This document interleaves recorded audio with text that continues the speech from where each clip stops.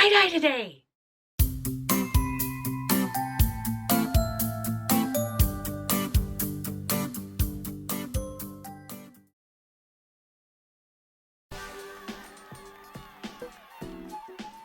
Okay, and as always, this is a 100% cotton shirt, Fruit of the Loom. It's been soaked in a soda ash water solution for 20 minutes or more and then spun out in the wash machine until damp.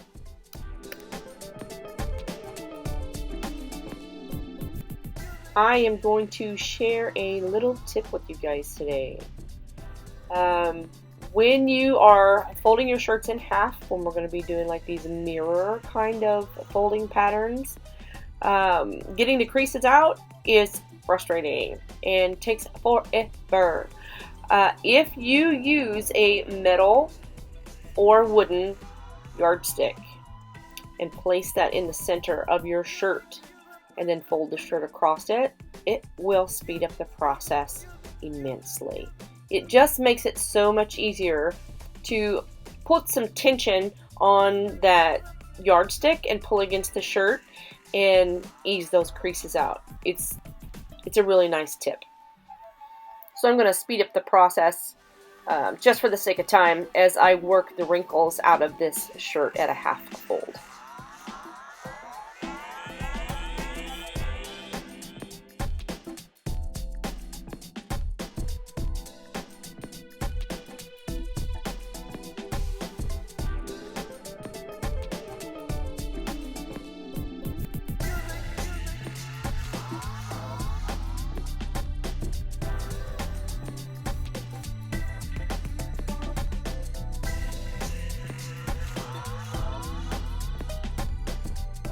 Are you ready?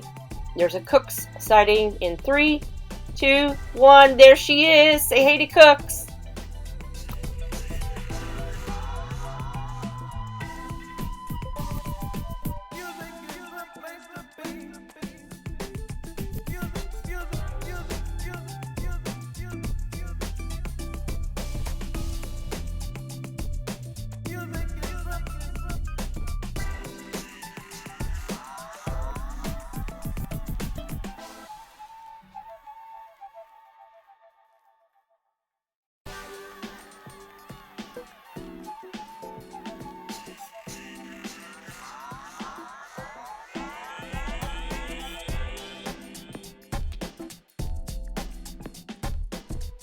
Okay, I'm pretty happy with the way that I have this folded in half, and I'm going to start just a simple fan fold at the bottom.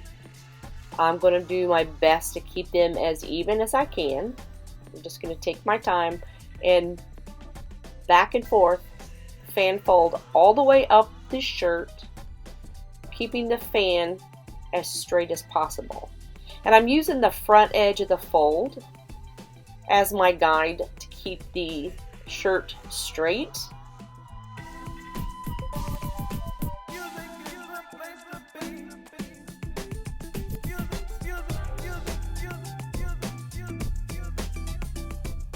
Pause every once in a while just to make sure that your fold is even in thickness.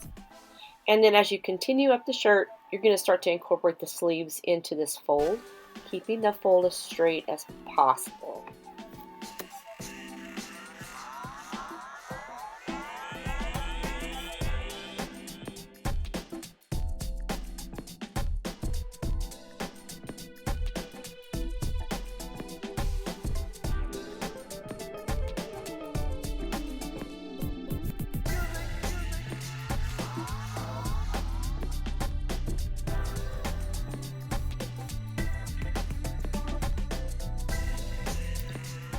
Okay, we're at the top of the shirt. Now I want to double check that this is flush on the end, so I'll just manipulate the folds back and forth with my fingers just to get that front crease as flush as I can.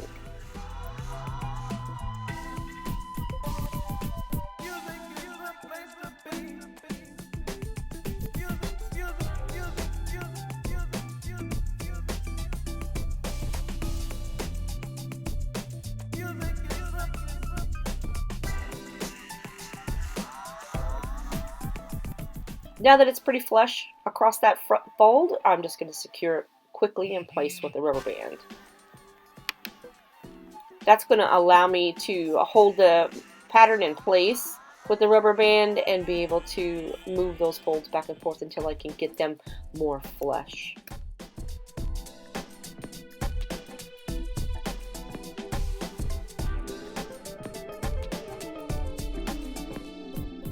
Now I'm just going to start to add rubber bands across the design to hold it into place. I'm going to speed it up for the sake of time.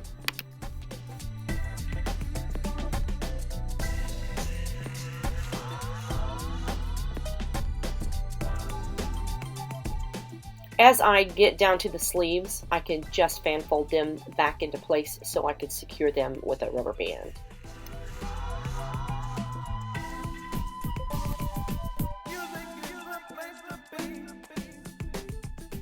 Okay, here it is. I've got the rubber bands nice and tight. Let's go and lay some dye down.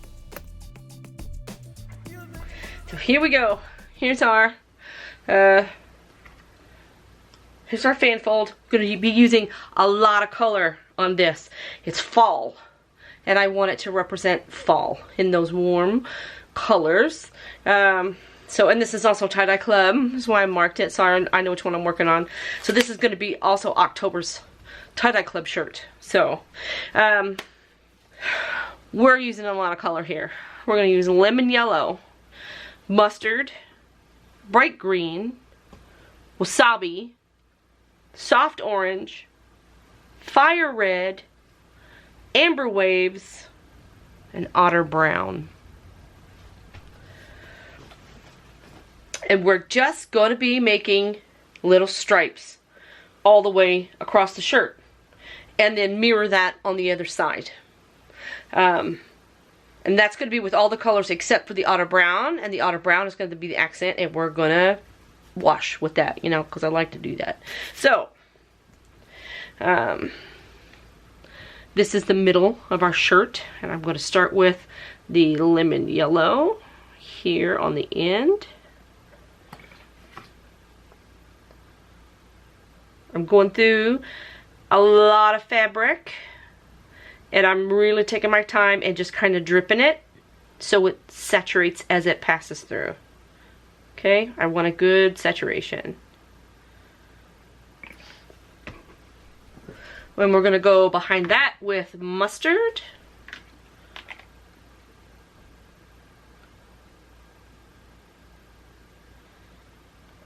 And let them overlap, it's okay. And then the same, so you can see if I'm saturating. And I got good saturation right here, but midway down, I don't. That's why we're going to do the exact same color on the other side to allow the dye to go back down through. So there's my mustard. We're going to go next with orange, this soft orange.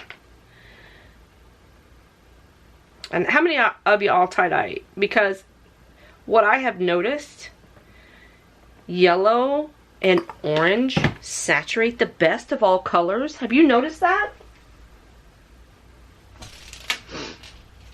Next to the orange, we're going to go with this fire red.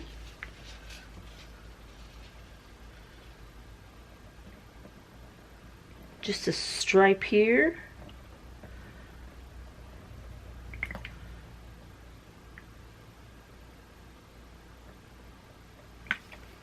And we're going to go behind this red with yellow again, because now we're going to start into the greens.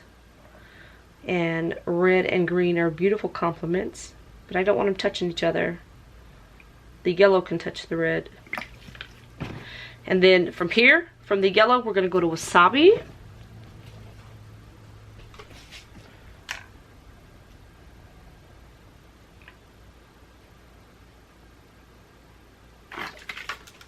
Bright green.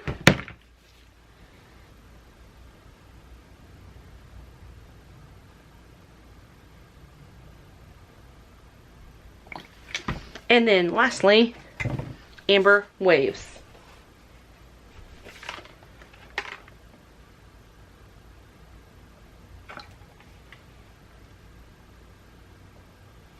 And then we're going to start again. till we get through the end. We're gonna go from, I got stuff on my hands, why am I touching stuff? Tish. I'm gonna start with yellow again. Yellow stripe.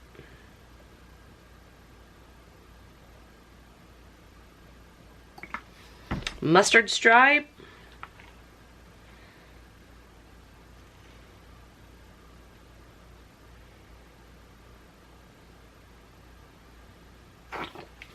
Orange stripe.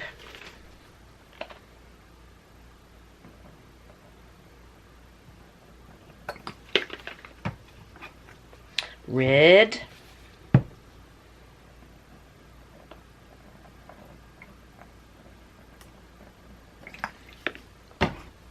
Back with a little bit of yellow. Some wasabi.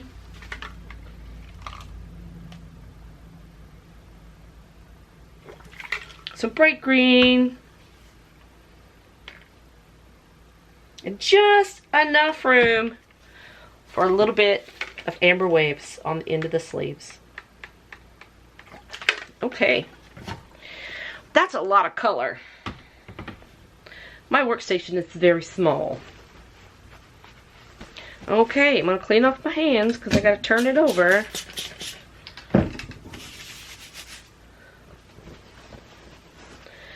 And we're going to do the exact same thing on this side where it's needed. We've got good saturation here with this yellow. We need some mustard. We need some orange. See how we're just going to touch up on this side where we need the saturation. So I need some mustard here on this side. And then we need some orange. And we need a touch of yellow here.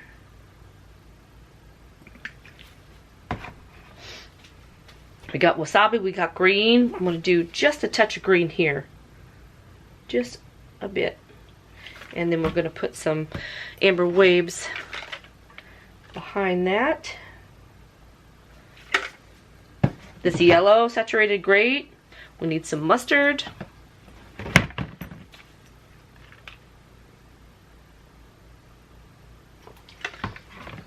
We'll touch orange here. And the rest of it looks good as far as saturation. Now you can always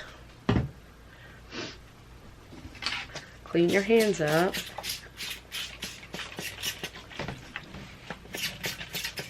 Check your saturation. If you want some white in there, don't worry about it. If you want full saturation, go ahead and give it a check. But you can pull your pleats apart. Let me put my glasses on. You can pull them apart and you can see if you have saturation. And here by the rubber band, it's light. There's going to be white in there. So I'm going to knock it with some more red.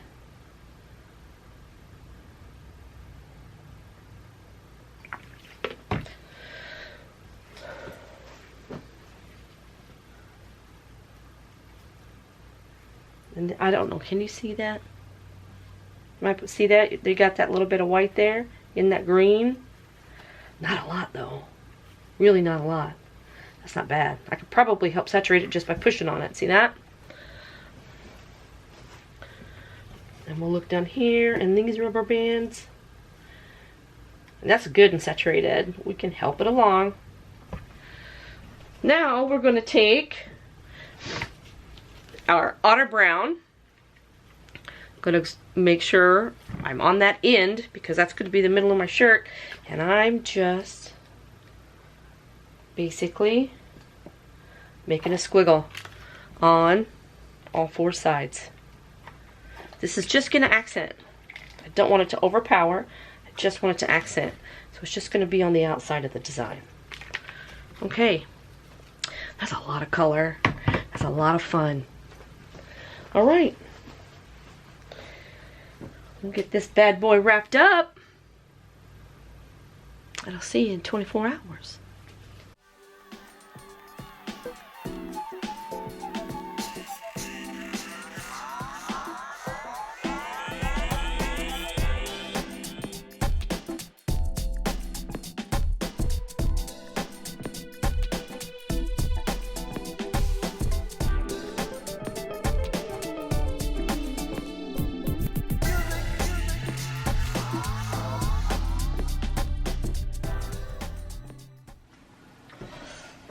And here it is. I could not be happier with this design.